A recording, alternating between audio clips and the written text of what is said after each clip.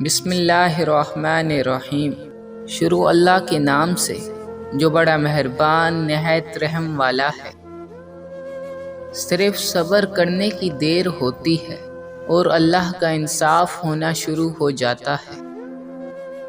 جیب بھاری ہو تو دشمن بھی خطائیں معاف کر دیتے ہیں، اور ہاتھ خالی ہوں تو اپنے سگے بہن بھائی بھی منہ پھیر لیتے ہیں۔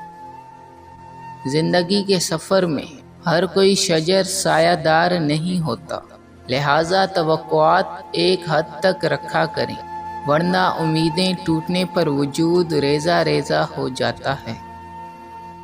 تم نہیں جانتے کہ اللہ نے تمہارے لیے کیا کچھ سوچ رکھا ہے۔ تم نہیں جانتے کہ اللہ نے تم تک تمہاری چاہت پہنچانے کے کتنے انتظامات کر رکھے ہیں۔ تم نہیں جانتے کہ اس دیری کے بعد تمہاری ہر اس دعا کی قبولیت ہے جو تم مانگا کرتے تھے۔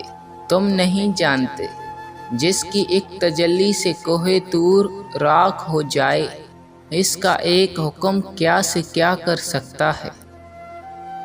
تم نہیں جانتے کہ تمہارے خوابوں کو پورا کرنے کے لیے اس نے کیسی تدبیریں بنا رکھی ہیں۔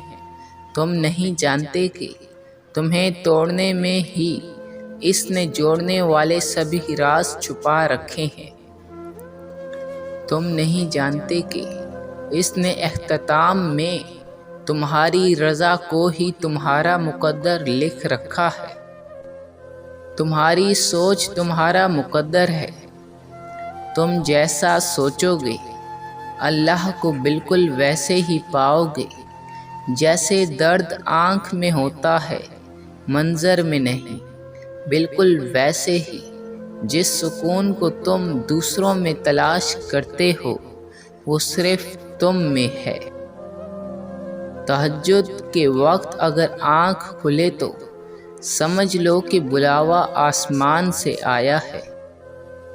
جس چیز کو انسان بیکار سمجھ کر پھینک دیتا ہے وہ کبھی دوسروں کے لیے زندگی جینے کا باعث بن جاتی ہے۔ جب تمہیں کیمرے کی آنکھ دیکھ رہی ہوتی ہے تو کیسے سیدھے ہو جاتے ہو، تو تم رب کی آنکھ سے کیوں نہیں شرماتے؟ لوہا کبھی خراب نہیں ہوتا، وہ ہمیشہ اپنے زنگ سے ہی برباد ہوتا ہے۔ اس طرح انسان کو کوئی برباد نہیں کر سکتا، اس کی سوچ اور دوسروں سے امیدیں ہی سے برباد کرتی ہیں۔ جس کا دل غم کی شدت سے ٹوٹ کر ریزہ ریزہ ہو جائے، اس کی آنکھوں کی چمک اور ہونٹوں کی مسکراہٹ لازوال ہوتی ہے۔